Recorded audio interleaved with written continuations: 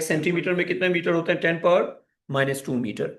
और अगर मैं स्क्वायर कर दूं, 1 सेंटीमीटर स्क्वायर इज 10⁻⁻² मीटर का होल स्क्वायर, तो क्या आ जाएगा? 10⁻⁻⁴मीटर स्क्वायर। अच्छा, एक और बात, एरिया हमारे पास है 50 cm², तो क्या बन जाएगा? 50 × 10⁻⁻⁴मीटर स्क्वायर। क्या ख्याल है, आती है समझ? क्या चीज? 4 आपने खुद करना है। अच्छा, अब ये कन्वर्ट हो गया ना, तो अब आपने याद क्या रखना है कि सेंटीमीटर में होते हैं 10⁻⁻² मीटर, और स्क्वायर करेंगे तो 10⁻⁻⁴। ठीक है, तो अब pressure is equal to force over area. Force newton में, एरिया मीटर स्क्वायर में, तो 100 न्यूटन, और डिवाइड हो जाएगा 50 × 10⁻⁻⁴। कितना आ जाएगा ये आ जाएगा 20,000। क्या आ जाएगा ये? 20,000 न्यूटन पर मीटर स्क्वायर। एक ही बात है बेटा, न्यूटन पर मीटर स्क्वायर ही पैस्कल होता है। ठीक है। अच्छा, अब आपने पता है ये जो न्यूमेरिकल्स हैं ये आपने करके लाने, लिक्विड वाले से पहले पहले करके लाओगे बेटा। ये एग्जांपल्स करके लानी है सारी आपने। इस पेज तक, पेज नंबर 5 तक सब कुछ करके लाना है। ठीक है सर। कल हम पेज नंबर 5 से आगे करेंगे। पेज नंबर 4 आपने खुद करके लाना है।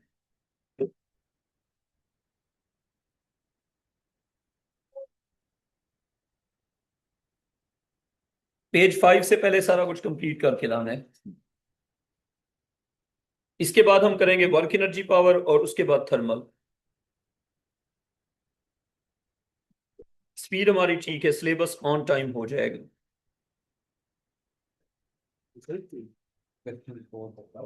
कर लिए। Pressure is force over area, area is force over pressure, बिल्कुल ठीक है। और इसके दो पार्ट्स थे ना फिर जी, ये सेकंड पार्ट ये। ठीक है, डन हो गया। जबरदस्त। हमारे अब्बू आ रहे थे टीवी पे, तो मैं अपने बच्चों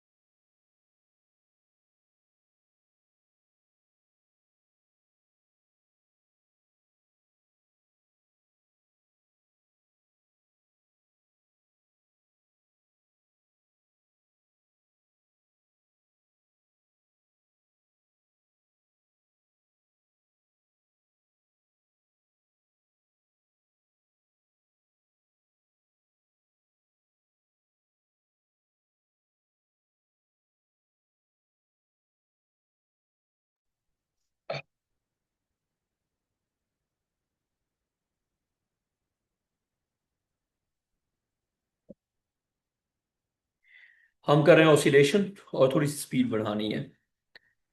यू थिंक ए स्टार नहीं आएगा इसलिए दोबारा पढ़ रही हो? नहीं सर, तो ऐसे मिल रही। अच्छा फिर ठीक है। नहीं फिर ठीक है, क्योंकि उमामा ने पहले ही कहा है, उसने कहा है कि आपने हफ्सा को इतना घटिया पढ़ाया कि मुझे लगता है कि पता नहीं आपसे मैं पढ़ूं या ना पढ़ूं। क्या चीज? नहीं नहीं, लेकिन एक मसला था पिछले साल, मेरा कुछ किडनी वगैरह का मसला था और मैं स्लो था। ऑल दो मतलब यूं कह लो, जो इस्लामाबाद में सबसे इफेक्टिव टीचर होगा, बहुत मेहनती, उससे तब भी मैं डबल ही कर रहा था। लेकिन जो मेरा अपना होता है ना, जिस तरह मैं मतलब बहुत ज्यादा करता हूँ, वो नहीं कर रहा था। इस साल मैं ठीक हूँ। खरबूजे खाए हैं ना, तो सारा वो किडनी स्टोन घुल गया है। चले पढ़ाई शुरू करते हैं। हाँ हाँ, करवाने आमना शुरू करते हैं। आमना, ये हमने यहां तक शायद कर लिया था, अगर मैं सही हूं तो। एक सेकंड रुकें जरा। हमारे वाला जो था, एक मिनट बेटा, पहले मुझे ना नोटबुक निकालने दो, फिर सलाम दुआ। ओहो, कैसे हो? ठीक हो? बैठ जाओ, बात शात करते हैं। अच्छा, हम यहाँ पे थे, ठीक है, ये हमने कर लिया था। आमना ऐसे ही है ना? आप बताएं बात, फिर मैं बच्चों को पढ़ाने पे। सर, इसका एडमिशन कराने आया था जिसने अपेयर होने मई जून 2027 में। ठीक है। तो आप उसकी कोई सेपरेट क्लास ले रहे हैं? हाँ ले रहा हूँ। वो तो मुझे कॉल करो, मैं तुम्हें सारा बताता हूँ। लेकिन क्लास एक ही है, बस हमारा जो काम करवाने का तरीका कार है वो वो डिफरेंट। डिफरेंट, मतलब आप स्लो दूसरी बात ये स्लो पेस पे क्यों चलाएं बच्चे को। अगर सच बात की जाए, ये वर्ड मुझे यूज करना,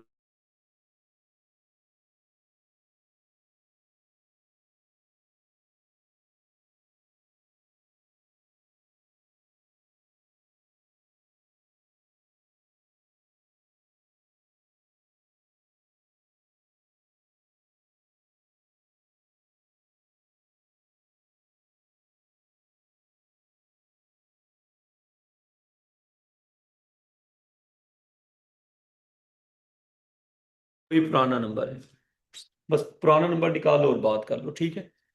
अभी क्लास से, वरना आपके साथ लंबी गप लगाते तो। ठीक है, फिर आप कॉल करें इंशाल्लाह, बस ये जिम्मे हो गया हमारे, आप टेंशन फ्री हो जाइए। अच्छा जी, करें शुरू। ये हमने एनर्जी वाला पार्ट कर लिया था, ठीक है। और एनर्जी, पोटेंशियल, कैनेटिक, टोटल सारी हो गई। अब हमने एनर्जी और वेलोसिटी के ग्राफ्स बनाने, लेकिन उससे पहले एक काम और भी करना है। लिखो energies in terms of time. क्या लिखना है? Energies in terms of time. Ali भाई ग्रुप में जरा लिंक मैसेज कर दें, और मुझे अटेंडेंस आप मैसेज कर देंगे, फिर जब A2 की लगा लें तो आप चले जाएं। तो सैरन थोड़ा आगे बैठ जाओ यार। अच्छा, आपने क्या हेडिंग दिया हमने बेटा? Energies in terms of time. अच्छा, अगर हम एनर्जीज को लिखते हैं in terms of time basically, तो उसका मेथड क्या होगा? उसका मेथड ये होगा कि फॉर एग्जांपल अगर हम टाइम जीरो लेते हैं एट मीन पोजीशन, या हम टाइम जीरो लेते हैं एट एक्सट्रीम पोजीशन। आमना आप मुझे ये बताएं, टाइम जीरो हम मीन पे भी ले सकते हैं और टाइम जीरो हम एक्सट्रीम पे भी ले सकते हैं, यस और नो? ऑब्वियसली ना। Time zero can be at mean position, time zero can be at extreme position. अगर टाइम जीरो हम मीन पे लेंगे तो डिस्प्लेसमेंट की इक्वेशन क्या होगी, वेलोसिटी की इक्वेशन क्या होगी, एक्सलेरेशन की इक्वेशन क्या होगी? अगर हम टाइम जीरो मीन पे लेंगे तो mean can be at mean upwards, at mean downwards. तो सिर्फ प्लस होगा या प्लस माइनस दोनों होगा? प्लस माइनस दोनों होगा। तो plus minus x naught cos या sine, sine omega t. V आप खुद लिखेंगे, और क्योंकि प्लस माइनस है तो प्लस माइनस रहेगा। अच्छा, अगर हम टाइम जीरो लेते हैं एट एक्सट्रीम पोजीशन, तो plus minus x naught cos omega T. Ali भाई आपने ग्रुप में लिंक भेज दिया ना? चले, तो plus minus x naught sine omega t plus minus x naught cos omega t. A नहीं लिखना, बस वी तक लिखना है। हमने बेटा वी की इक्वेशन लिख लो जल्दी से। उमामा आप मुझे बताओ, एक्स अगर है x naught sine omega t, तो उसका रेट ऑफ चेंज होता है वी। तो बताओ वी क्या होगा, जल्दी से बताओ। हाँ, ये होगा plus minus x naught omega cause omega T. उस साइड पे भी ना जो, अभी पहले इसको कवर करते हैं। आप मुझे बताएं कि हमने के ई का जो रिलेशन है, क्या हम के ई का, चलें पहले पी लिख लेते हैं। क्या हम पी ई का रिलेशन, जो हमने ऑलरेडी पढ़ा था, ये पढ़ा था 1/2 m omega square x square. तो अगर हम एक्स की ये वैल्यू सब्सटीट्यूट कर दें तो क्या बन जाएगा? एक्स की ये वैल्यू सब्सटीट्यूट करते हैं तो क्या बन गया? Potential energy is 1/2 m omega square plus minus x naught sine omega t, इसका whole square. So potential energy will become 1/2 mass omega square x naught square sine omega t का whole square. एक बार observe कर लें, नजर आ रहा है white board? चले, हम कर रहे हैं ऑसिलेशन, और ये एनर्जीज का हम एक टेबल फिल कर रहे हैं, ठीक है। आमना लिख लिया? आमना समझ भी आ गई? आमना ये बताओ कि इस सारी चीज में जो कोफिशिएंट है वो क्या रिप्रेजेंट कर रहा है? I believe it's total energy. हाँ, तो potential energy is total energy, total energy को बस ई कह दो, ई टाइम्स साइन ओमेगा टी का स्क्वायर। कोई कंफ्यूजन इसमें? अच्छा, अब मुझे बताओ, अगर मैं के ई का जनरल रिलेशन लिख लूं 1/2 mv स्क्वायर, क्या लिख लूं? M V square. तो क्या हम इस वी को सब्सटीट्यूट कर सकते हैं यहां से? कर सकते हैं ना? तो अगर हम v को सब्सटीट्यूट करते हैं, हफ्सा ऊपर देखो v लिखा हुआ, अगर हम वो v सब्सटीट्यूट करते हैं तो क्या बन जाएगा? तो ये बन जाएगा kinetic energy is equal to 1/2 into M, into बेटा v की जगह आ जाएगा plus minus x naught omega cos omega t. अच्छा, हमारे पास ना पिछली क्लासेस की है रिकॉर्डिंग, लेकिन आपको वो देखने की जरूरत नहीं है। जो हम अभी पढ़ रहे हैं उसके साथ आना है। ऑसिलेशन के हम बीच में हैं, तो आपको फॉलो करने में थोड़ी सी डिफिकल्टी आएगी। जब नया टॉपिक होगा फिर आप साथ आ जाएंगे। बहरहाल आप कॉपी करती जाएं। आमना हो गया कॉपी? आमना इसको सिंप्लीफाई करो, क्या बनता है? Kinetic energy is 1/2 mass omega square x naught square cos omega t का होल स्क्वेयर। लेट नहीं हो गए? तो क्या हम इस कोएफिशिएंट को टोटल एनर्जी कह सकते हैं? तो kinetic energy is total energy times, total energy को हमने ई कह देना है, total energy times cos omega t का होल स्क्वायर। ये बन गया। अच्छा, अब मुझे बताएं कि ये वाला कॉलम तो मैंने कर दिया, ये वाला कॉलम इसी तरह आप खुद करें। अब इसके नीचे मैं लिख देता हूं, show that potential energy can be given as E times sine omega T, paper में इसी तरह होगा, का स्क्वायर। और इसके नीचे फिर show that kinetic energy is E times cos omega t का square, where E is total energy. So we are doing energies of oscillation. ये खुद करना है अब।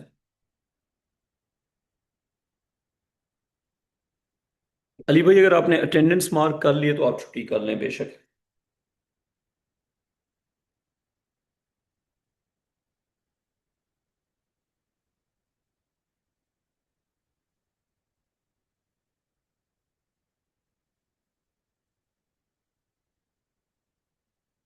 बच्चों हो जाए तो मुझे बताओ।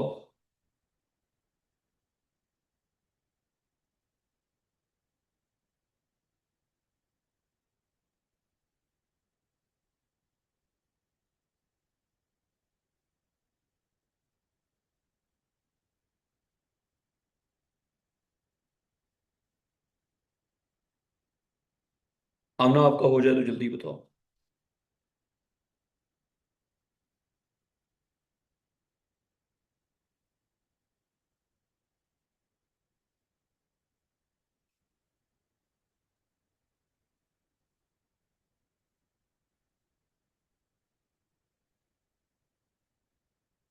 सैरम, हो जाए तो बताओ, मैं वेट कर रहा हूँ। हो गया? अच्छा, अब देखें, बात यह है कि ई हो गई टोटल एनर्जी। अब अगर एक्स होगा x naught cos omega t, तो वी क्या बन जाएगा? वी बन जाएगा प्लस माइनस, क्यों plus minus? Because it could be right extreme और left extreme. X naught omega और साथ साइन ओमेगा टी। अब अगर हम ये सारी वैल्यू पुट कर देते हैं पोटेंशियल एनर्जी वाले फॉर्मूला में, तो पहले पोटेंशियल एनर्जी की डेरिवेशन करते हैं। पोटेंशियल एनर्जी को हमने शो करना है कि it will be equal to E times sine omega t का होल, यही प्रूव करना था ना। अब हम इसको यूं लेके चलेंगे, since potential energy was equal to 1/2 m omega square x square, and x was equal to plus minus x naught sin omega t. तो नहीं, x साइन नहीं था। अच्छा, कॉस, तो फिर p में कॉस होगा ना, फिर p के फॉर्मूला में भी कॉस होगा। तो ये हो गया कॉस ओमेगा टी का होल स्क्वायर। तो यहां पे अगर सब्सटीट्यूट करेंगे तो क्या बन जाएगा, potential energy is 1/2 M omega square plus minus x naught cos omega t का स्क्वायर। ठीक है, तो इसको अगर हम जनरलाइज करेंगे तो पोटेंशियल एनर्जी इज, सिंप्लीफिकेशन के बाद 1/2 M omega square x naught का square cos omega t whole square. तो ये जो कोफिशिएंट है ये क्या बन जाएगा, the coefficient is the total energy, so total energy times cos omega t का होल स्क्वायर। कोई कंफ्यूजन इसमें? Same will be done for kinetic energy. अच्छा, अब चलें, डेरिवेशन तो हो जाएगी, फार्मूले को रट्टा कैसे करना है। फार्मूले को आपने ऐसे रट्टा करना है कि जब हम एनर्जीज को लिखेंगे ना इन टर्म्स ऑफ टाइम, लिख भी लो, जब हम एनर्जीज को लिखेंगे इन टर्म्स ऑफ टाइम, बेटा अब यहां से आगे आपने समझना है, ठीक है। जब हम एनर्जीज को लिखेंगे इन टर्म्स ऑफ टाइम, तो उसमें सबसे पहले तो आप ये देख लें कि ओमेगा क्या होता है, एंगुलर, ओमेगा होता है एंगुलर फ्रीक्वेंसी, एक्स नॉट होता है एम्पलीट्यूड। ये दो चीजें हमने यूज करनी है। ओमेगा क्या होता है हमारे पास, एंगुलर फ्रीक्वेंसी, और एक्स नॉट हमारे पास क्या होता है, एम्पलीट्यूड। अब पोटेंशियल एनर्जी का वही रिलेशन होगा जो डिस्प्लेसमेंट का रिलेशन होगा। पोटेंशियल एनर्जी का वही रिलेशन होगा जो किसका रिलेशन होगा, डिस्प्लेसमेंट का। और कैनेटिक एनर्जी का रिलेशन होगा वही जो किसका होगा, वेलोसिटी का। याद रहेगा? अच्छा, और एग्जामिनर आपको बताएगा कि टाइम जीरो कहां पे लेना है। तो फर्ज करें, if time zero, time zero का मतलब होता है कि आपने स्टॉप वॉच को कहां पे ऑन किया है। टाइम जीरो का क्या मतलब होता है कि आपने स्टॉप वॉच को कहां पे ऑन किया है। If time zero is at mean position, अगर टाइम जीरो आपने ले लिया मीन पोजीशन पे, तो जो एक्स का रिलेशन होगा वो चलेगा साइन के साथ, और जो वी का रिलेशन होगा वो चलेगा कॉस के साथ। ये बात समझ लो ताकि आगे चले। अब ये बात जब आपने समझ ली, तो पोटेंशियल एनर्जी एक्स की तरह होता है। Potential energy will be equal to total energy, मैं पूरा वर्ड लिख रहा हूं, ठीक है, टोटल एनर्जी टाइम्स, क्योंकि एक्स साइन के साथ जा रहा है, तो जो एक्स होगा वो पोटेंशियल एनर्जी होगा, sine omega t whole square. सही।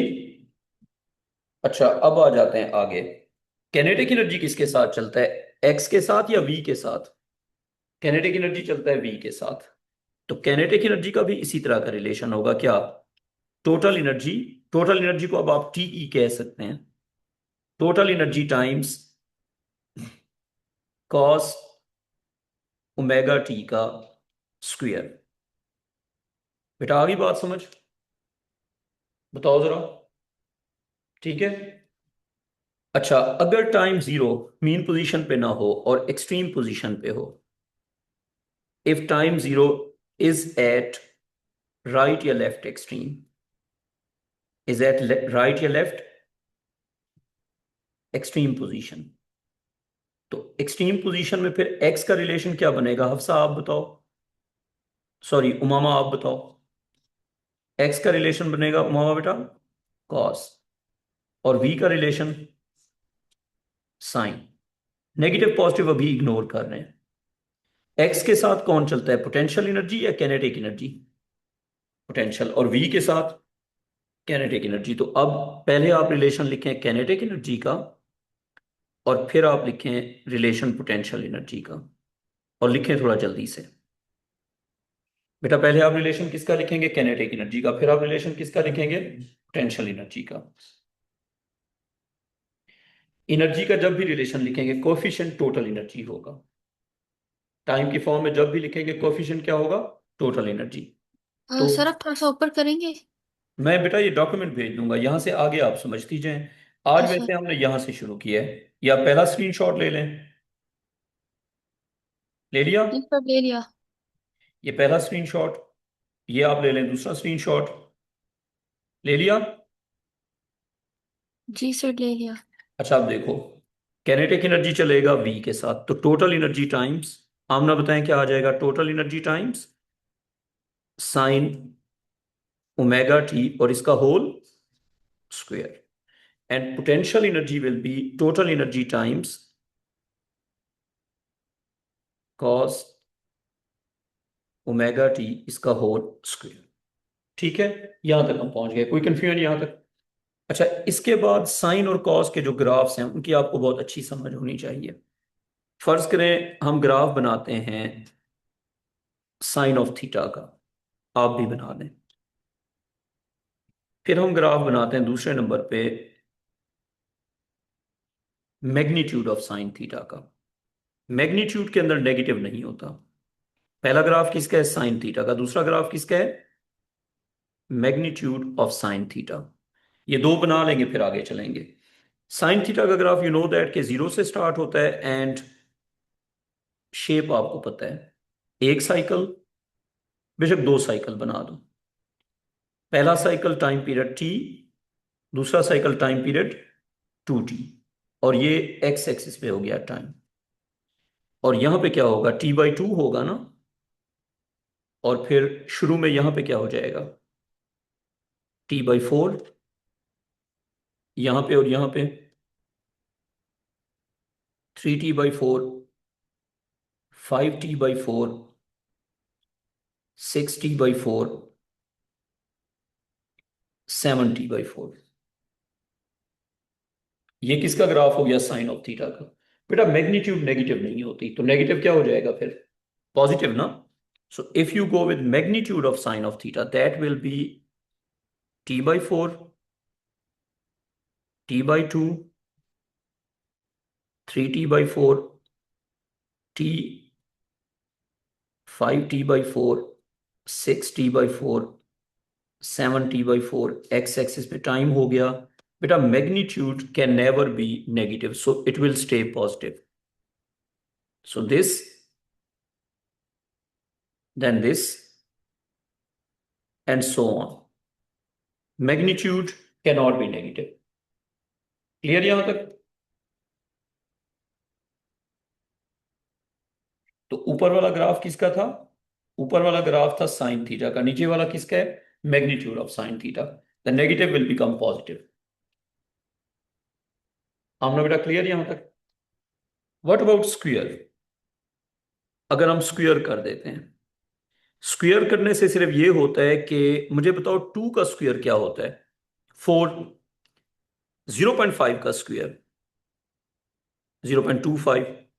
बेटा 0.5 का स्क्वायर 1 कब से हो गया, 2 का स्क्वायर 4, 1 का स्क्वायर 1, 1 से बड़े नंबर्स का स्क्वायर और बड़ा, 1 से छोटे नंबर्स का स्क्वायर और छोटा। तो ग्राफ के ऊपर इस तरह का इफेक्ट होता है कि कुछ वैल्यूज छोटी हो जाती हैं, कुछ वैल्यूज बड़ी हो जाती हैं। यूं समझो कि जो डेसिमल वाली वैल्यूज हैं वो छोटी हो जाती हैं और जो होल नंबर वाली वैल्यूज हैं वो बड़ी हो जाती हैं। लेकिन आप यहाँ पे ये कह सकते हैं कि साइन थीटा तो होल नंबर में जाता ही नहीं है, साइन थीटा की तो मैक्सिमम वैल्यू 1 होती है, लेकिन कोफिशिएंट तो हो सकता है ना।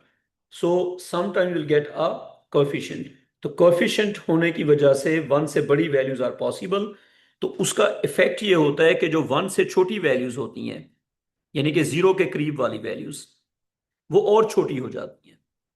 जब ये वैल्यूज और छोटी होंगी तो यहां पे कर्वेचर बन जाता है। और वो कर्वेचर किस तरह का बनता है, it's like this. So when you square the curve of sine, you'll get a curve of this type. Curvatures on the time axis. Difference देख लो मैग्नीट्यूड का और स्क्वायर का। सो this is a graph for square. Examiner सिर्फ shape को observe करेगा, examiner सिर्फ एक चीज देखेगा कि आपने ये कर्वेचर बना दिया या नहीं बना दिया। ये देखो यहां पे कॉर्नर था, बेटा आपको फर्क समझ आ गया? पहले क्या था, कॉर्नर, फिर क्या हो गया, कर्वेचर। अब ये आगे चलता जाएगा, तो ये ग्राफ हमारे पास हो जाएगा किसका, साइन स्क्वायर का। आमना बेटा बन जाए तो मुझे बताइएगा, ठीक।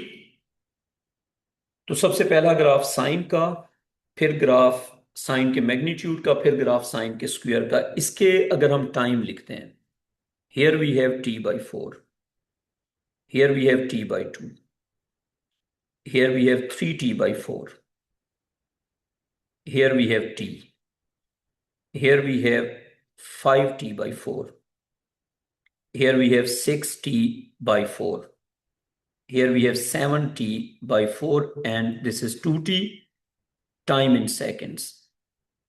अब अगर मैं इन सारे ग्राफ्स का आपसे टाइम पीरियड और फ्रीक्वेंसी पूछता हूं, तो साइन का जो जेन्युइन ग्राफ है उसका हम पीरियड कर लेते हैं t, time period is t। Time period होता है जहां से ग्राफ रिपीट होता है, फ्रीक्वेंसी इज f। मैग्नीट्यूड वाले ग्राफ में टाइम पीरियड क्या हो गया, हाफ या डबल? देख के बताओ जरा, क्या ख्याल है? ये रिपीट हो रहा था यहां से और ये रिपीट हो रहा है यहां से, ऐसे ही है ना? तो जहां से ग्राफ रिपीट होता है वो उसका क्या होता है, टाइम पीरियड। तो साइन वाला ग्राफ टी से रिपीट हो रहा है, और मैग्नीट्यूड वाला ग्राफ कहां से रिपीट हो रहा है, t/2 से। तो उमामा बेटा, अगर आप बताएं मैग्नीट्यूड ऑफ साइन थीटा क्या पीरियड होगा बेटा, t/2। ये हमारे ऑसिलेशन में कहां पे यूज होगा? All the vectors have a period of t, all the scalars have a period of t/2. So अगर आपसे पूछेंगे for an oscillating object, how will you relate the time period of velocity and speed? Velocity is a vector, speed is a scalar. Speed has a time period that is half of the velocity. Speed has a frequency that is double. Velocity भी repeat होगी, speed भी repeat होगी, लेकिन speed ज्यादा बार repeat होगी, velocity कम बार repeat होगी।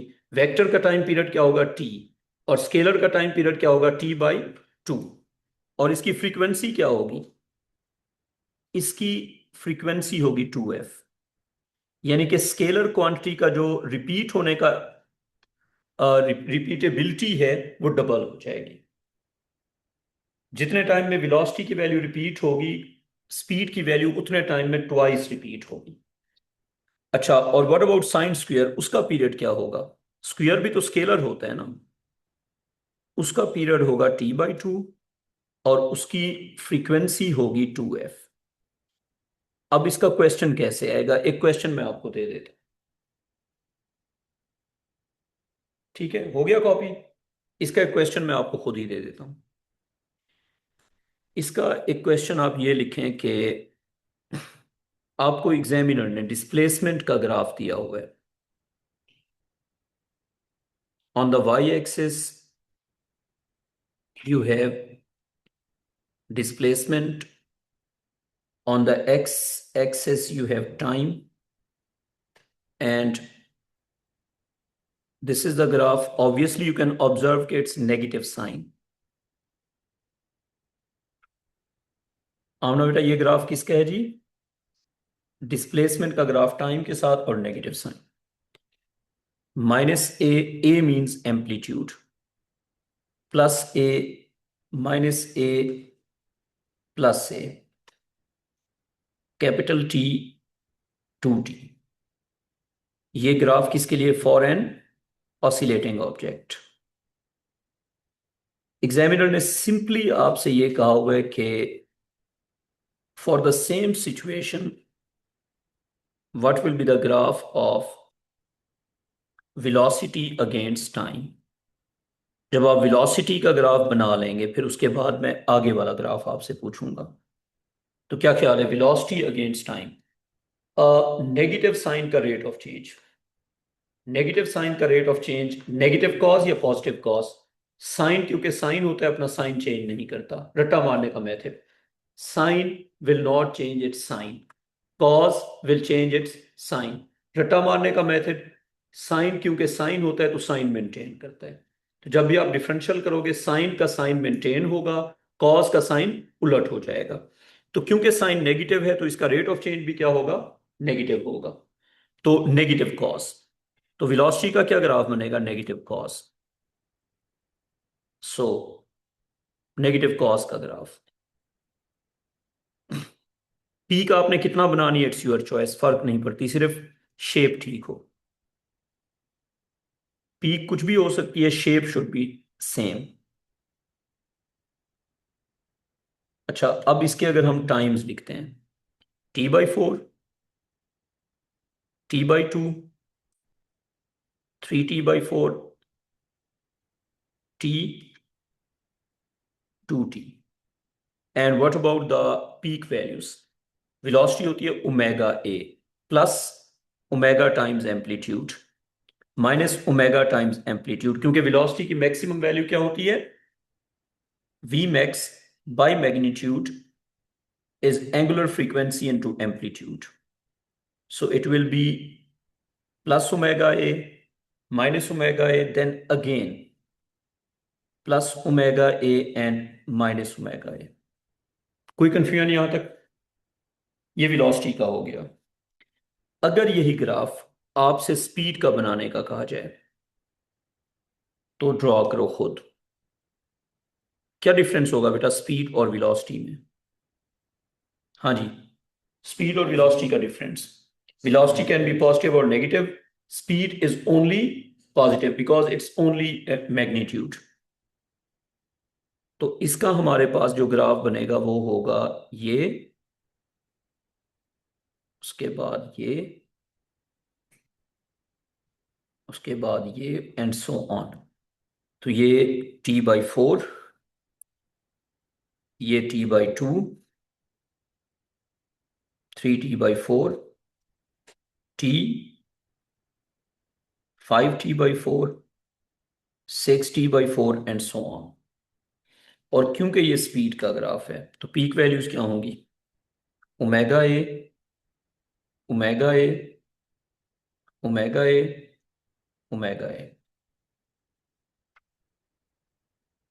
Clear हो गया? ठीक। अच्छा, आप अगले दो ग्राफ आप खुद बनाएंगे, शेप आप खुद बनाएंगे, वैल्यूज हम मिलके लिख लेंगे। What will be the variation of potential energy against time? Potential energy of oscillation against time, and what will be the variation of kinetic energy of oscillation against time? So graph of potential energy and kinetic energy खुद बनाना है और जल्दी से बनाना है। मेरा ख्याल है कि स्क्वायर हो जाएगा, आपका क्या ख्याल है? हाँ जी, स्क्वायर हो जाएगा ना।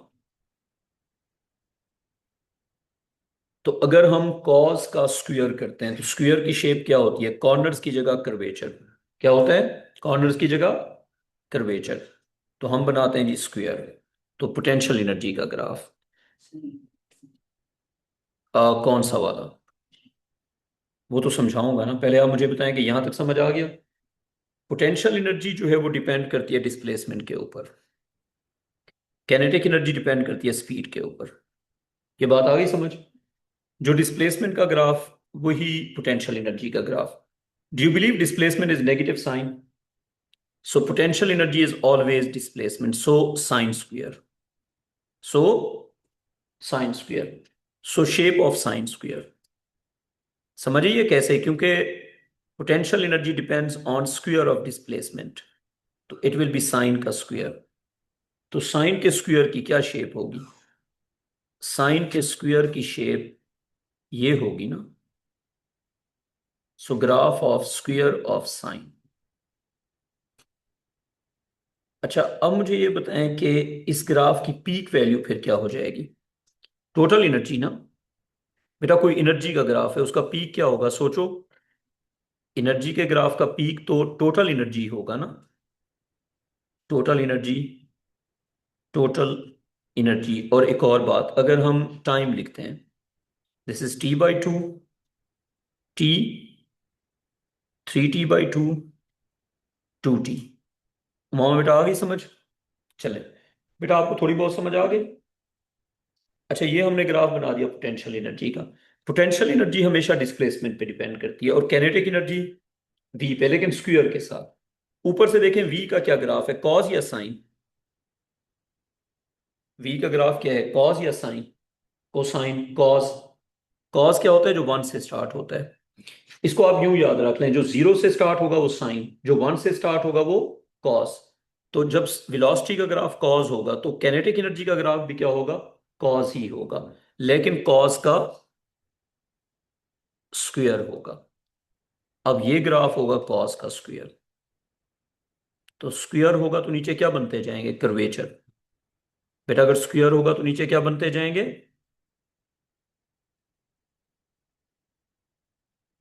कर्वेचर बनते जाएंगे, like this.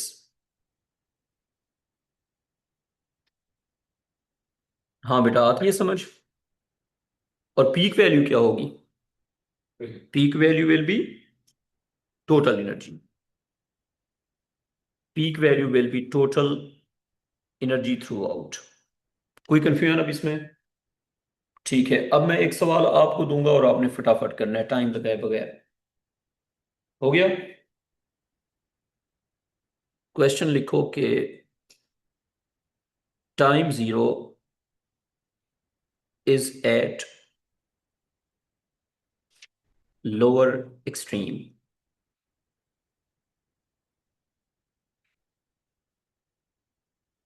Downwards negative, upwards positive. Take downwards to be negative and upwards to be positive. अच्छा, अब जो पहला ग्राफ आपने बनाना है, on the y-axis we have displacement, on the x-axis we have time.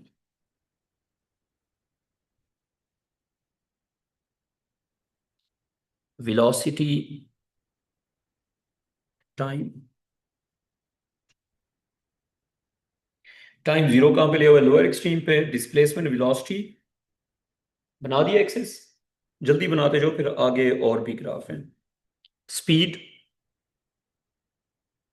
Against time, और थोड़े तेज बनाना है ये graph. Speed against time, potential energy against time, and kinetic energy against time. ये सारे ग्राफ आपने जल्दी से बनाने हैं। अब टाइम जीरो कहां पे लिया हुआ है, लोअर एक्सट्रीम पे। अगर हम टाइम जीरो लेते हैं लोअर एक्सट्रीम पे तो उसके हिसाब से ग्राफ क्या होंगे।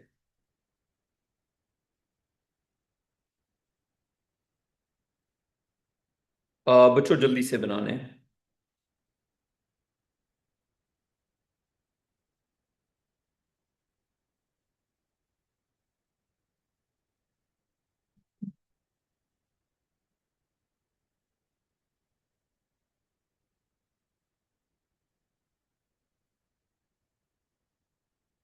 आमना बेटा हो जाए तो बताएं जल्दी से।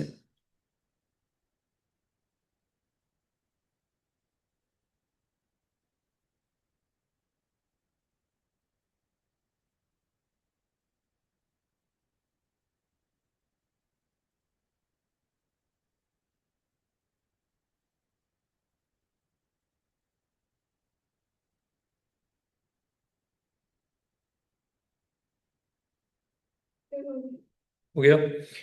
अच्छा ये देखो, time zero at lower extreme, तो डिस्प्लेसमेंट वहां बेटा नेगेटिव कॉस पॉजिटिव कॉस, जल्दी से। नेगेटिव कॉस, क्योंकि लोअर एक्सट्रीम इज, ग्राफ कहां से स्टार्ट होगा, लोअर एक्सट्रीम से। तो अगर लोअर एक्सट्रीम होगा तो नेगेटिव कॉस। मैं जरा स्क्रीन शेयर कर लूं जल्दी से।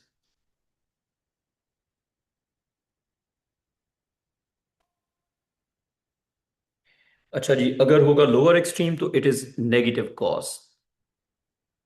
सो दिस ग्राफ,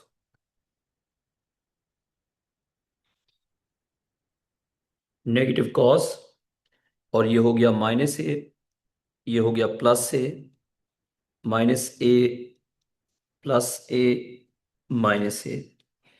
और टाइम की अगर बात करेंगे तो this is one time period, this is half time period, two time periods. ठीक हो गया। अच्छा अगर वेलोसिटी की बात करेंगे तो नेगेटिव कॉस का रेट ऑफ चेंज, उमा बेटा आप बताएं, नेगेटिव कॉस का rate of change positive sine, क्योंकि कॉस अपना साइन चेंज करता है।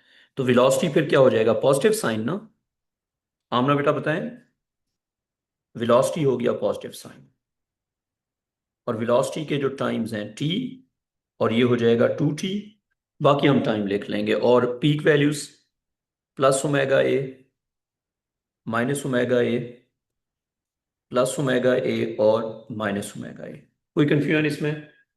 अच्छा, नीचे आ गया स्पीड। स्पीड नेगेटिव तो नहीं हो सकती ना? बेटा जब स्पीड करेंगे तो क्या होगा? Negative will become positive. तो मैग्नीट्यूड ऑफ साइन, तो क्या हो जाएगा? Magnitude of sign and only magnitude, no sign. Plus omega A, plus लिखने की जरूरत नहीं है क्योंकि it's speed. Omega A, omega A, omega A, और ये हो गया t/2, और ये हो गया t3t/2 and so on. Potential energy displacement या velocity? Potential energy depends on displacement का square, and displacement is cos. If displacement is cos तो पोटेंशियल एनर्जी इज कॉस। तो graph of cos square, cos 1 से start होता है। और corners होंगे या कर्वेचर होंगे? Curvature, because of the square effect.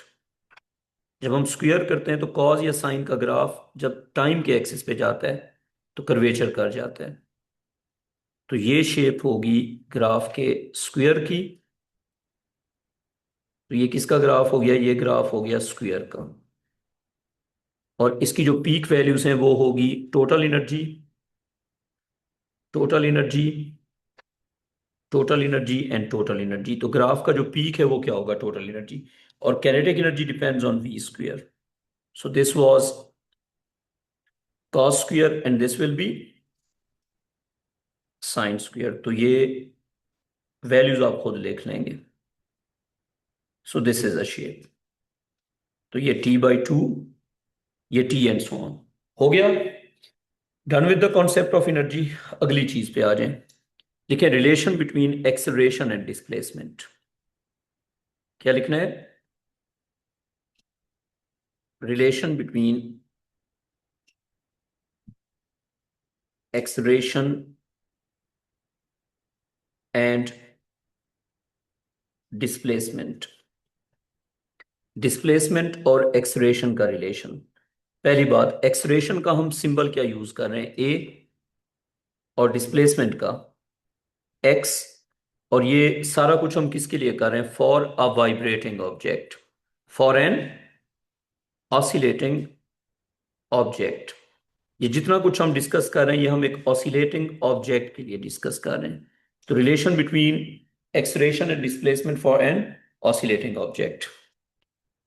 Examiner ये कहेगा, एग्जामिनर कहेगा शो दैट, ये 2-3 बार आ चुका है पास पेपर्स में, a is equal to minus omega square x. इस रिलेशन में ए क्या रिप्रेजेंट कर रहे हैं? एक्सेलरेशन। इस रिलेशन में एक्स क्या रिप्रेजेंट कर रहे हैं?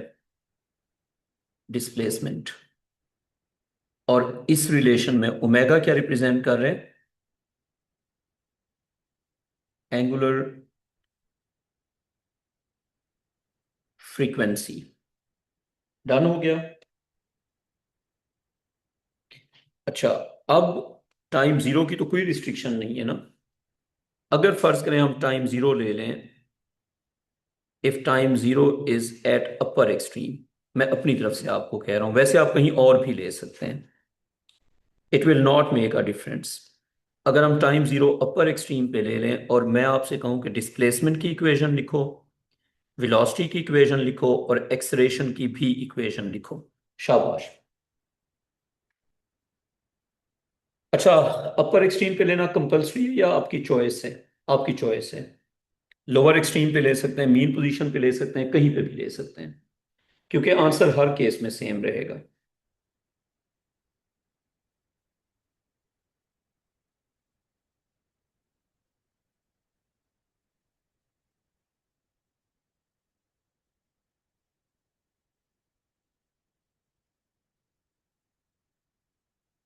जी जी। अच्छा, तो अपर एक्सट्रीम पे अगर हम लेते हैं टाइम जीरो तो क्या इक्वेशन बनेगी बच्चों? तो पॉजिटिव, हाँ, positive x naught cos of omega t. Velocity की इक्वेशन, कॉस का rate of change negative sine. तो क्या बन जाएगा, negative x naught omega sine omega t. अच्छा, उसके बाद अगर एक्सरेशन का लिखते हैं तो omega will be multiplied outside, so it will become minus x naught omega square cos omega t. कोई कंफ्यूजन यहां तक? इसमें से जरा कॉस को सब्जेक्ट बनाओ, खुद बनाओ। इसमें से कॉस को सब्जेक्ट बनाओ। अच्छा बेटा, ये इक्वेशन लिखना ना हमने सीखी हुई है, तो थोड़ा सा टाइम लगा के हम सीख लेंगे। अगर ये बेसिक इक्वेशंस लिख लो तो आगे फिर खुद बनती जाती हैं। तो हम कोई एक्स्ट्रा क्लास रखेंगे, उसमें एक प्रैक्टिस कर लेंगे, ठीक है? अच्छा, कॉस ओमेगा टी क्या बन जाएगा, और इधर से भी कॉस ओमेगा टी। आपको मैं जो प्रीवियस रिकॉर्डिंग्स हैं वो भेज दूंगा, आप ग्रुप में हैं, जाते हुए ऐड करवा लेना। मैं जो, हमारा ये थर्ड चैप्टर है लेकिन आपको करवा देंगे, ठीक है? हाँ जी बताओ, कॉस ओमेगा टी क्या बन जाएगा? पहले 4 चैप्टर पे बहुत टाइम लगता है, उसके बाद टाइम नहीं लगता। अच्छा, कॉस ओमेगा टी क्या हो जाएगा, एक्स ओवर एक्स नॉट, और इधर से क्या आ जाएगा कॉस ओमेगा टी, ए ओवर माइनस, और माइनस नीचे लिखो या ऊपर लिखो फर्क नहीं पड़ता। मेरा आपसे एक सिंपल सवाल, अगर ये दोनों कॉस के इक्वल हैं, दोनों आपस में क्या होंगे, इक्वल होंगे। सो क्या हम ये कह सकते हैं कि a over minus x naught omega square will be exactly same as x over x naught? क्या हम ये बात कह सकते हैं या नहीं कह सकते? कह सकते हैं ना? तो क्या हम एक्स नॉट को कैंसिल कर सकते हैं दोनों साइड्स पे? अगर हम एक्स नॉट को कैंसिल कर देंगे तो क्या रह जाएगा फिर, a equals minus omega square x. Done? आइए समझ। बिल्कुल पार्ट है सिलेबस का। जो चीज़ सिलेबस में नहीं है वो मैं कभी नहीं पढ़ाऊंगा, बिकॉज मुझे पढ़ाना बिल्कुल नहीं पसंद। मैं पैसों के लिए पढ़ाता हूँ। हो गया?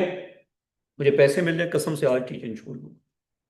अच्छा, तो एक्स नॉट से क्या हो जाएगा, कैंसिल हो जाएगा। तो ये एक्स नॉट इस एक्स नॉट से कैंसिल। मैं अपने फारिग वक्त में फिजिक्स को हाथ भी नहीं लगाता, मैं टिकटॉक्स देखता हूँ या रील्स। मैं सच्ची बात बता रहा हूँ, फिजिक्स सिर्फ उतना मैं करता हूँ जितना बस बच्चों को पढ़ाना होता है। पैसे मिल रहे हैं, पे मिल रही है, बस दैट से। तो मैं एक्स्ट्रा कभी भी नहीं पढ़ाता। A is minus omega square x. कर दिया यहां तक? बेटा आपका हो गया? ये हमने प्रूव करना था। अब हेडिंग लिखो सिंपल हार्मोनिक मोशन। क्या हेडिंग लिखनी है, सिंपल हार्मोनिक मोशन। अब ये क्या बुला है? देखिए, हमने अभी तक इक्वेशंस पढ़ी हैं, बहुत सारी इक्वेशंस। तो क्या वो इक्वेशंस एक ऑसिलेशन पे अप्लाई होंगी या नहीं होंगी, तो वो हमने डिसाइड करना है। तो अगर तो होगा ऑसिलेशन सिंपल हार्मोनिक मोशन तो इक्वेशंस अप्लाई होंगी, अगर नहीं होगा तो इक्वेशंस अप्लाई नहीं होंगी। Go go go back to kinematics. मुझे बताएं, कैनेमैटिक्स में जो हम इक्वेशंस पढ़ते हैं they are only for uniformly accelerated motion. So equations of motion, uniformly accelerated motion की जो इक्वेशंस हैं, they will only apply if the acceleration is uniform. If the acceleration is variable then they will not apply. लेकिन मेरा आपसे एक सवाल, आप कैसे बताएंगे कि एक्सलेशन यूनिफॉर्म है या नहीं है? उसका मेथड ये होगा, during the motion you should take 3 to 4 points जहां पे आप एक्सलेशन जो है और डिफरेंट डेटा कलेक्ट कर लो, फिर उसको इक्वेशन में अप्लाई करो। अगर वो कंसिस्टेंट होगा तो यूनिफॉर्म एक्सलेशन, नहीं होगा कंसिस्टेंट तो नॉन यूनिफॉर्म एक्सलेशन। मैं क्या बता रहा हूं, आप किसी भी मोशन को चेक करना चाहते हैं कि वो यूनिफॉर्म एक्सलेशन है या नहीं है, तो आप क्या करो, उसके 3 4 पॉइंट्स पे acceleration, displacement, velocity, time calculate कर लो, फिर किसी एक इक्वेशन में पुट करो। अगर इक्वेशन की दोनों साइड्स बार बार इक्वल आ गई यूनिफॉर्म एक्सलेशन, अगर इक्वल ना आई तो नॉन यूनिफॉर्म एक्सलेशन। यहां पे भी यही बात है। सिंपल हार्मोनिक मोशन होगा या नहीं होगा, कोई सी एक इक्वेशन सेलेक्ट कर लो। अगर आपने खुद इक्वेशन सेलेक्ट करनी है तो you will select the easiest one और द मोस्ट कॉम्प्लिकेटेड वन। आप कौन सी इक्वेशन सेलेक्ट करेंगे, जो सबसे सिंपल होगी या जो सबसे कॉम्प्लेक्स होगी? सबसे सिंपल होगी। एक काम करें, जितनी इक्वेशंस हमने अभी तक लिखी हैं इसमें से सबसे सिंपल आपको कौन सी लग रही है? फर्ज करें हम पुराने सारे नोट्स निकालते हैं, तो उन सारे नोट्स के अंदर चलें, अगर मैं अपने आप से आपसे यूं पूछूं, मैं 3 इक्वेशन लिख देता हूं, आप जो सबसे सिंपल लगे मुझे बताना। एक मैंने ये लिख दी, ठीक है, एक मैंने ये लिख दी, आपने बताना है कि इन तीनों में से आपको सबसे सिंपल कौन सी लग रही है। हाँ जी, इन तीनों में से सबसे सिंपल आपको 1 लग रही है, 2 या 3? 3। तो इसीलिए हम 3 से डिफाइन करते हैं। अगर 1 ज्यादा सिंपल होती फिर हम 1 से डिफाइन करते हैं। सो 3 से डिफाइन करने की ये रीजन नहीं है कि 3 is the only option. 3 is not the only option, 3 is the simplest option. तो हम ये कहते हैं कि अगर इक्वेशन 3 कंसिस्टेंट होगी तो बाकी सारी इक्वेशंस भी कंसिस्टेंट होंगी। इस तरह हम सिंपल हार्मोनिक मोशन को डिफाइन करते हैं। आसान जबान में हम ये कहते हैं कि अगर इस इक्वेशन की दोनों साइड्स हमारे डेटा के लिए इक्वल आ रही हैं तो बाकी जितनी भी इक्वेशंस हैं उन सब की दोनों साइड्स भी आपस में क्या होंगी, इक्वल होंगी। So if the third equation is applicable then equation 2, equation 1 and all the other equations are applicable, otherwise they are not. तो इनमें से कोई एक अप्लाई होगी तो बाकी सब भी अप्लाई होंगी, कोई एक अप्लाई नहीं होगी तो बाकी सब भी अप्लाई नहीं होंगी। अगर इक्वेशन अप्लाई होंगी तो सिंपल हार्मोनिक मोशन, अगर अप्लाई नहीं होंगी तो it's not a simple harmonic motion. और यही इक्वेशन सिलेक्ट करने की रीजन समझ आ गई। इसी से हम इसको फिर डिफाइन करेंगे, यहां से आगे कल करेंगे। ट्यूसडे तक हमारा ये चैप्टर खत्म हो जाएगा, वेडनेसडे से फिर नया चैप्टर। आपको ये समझ आ गई कि सिंपल हार्मोनिक मोशन को इसी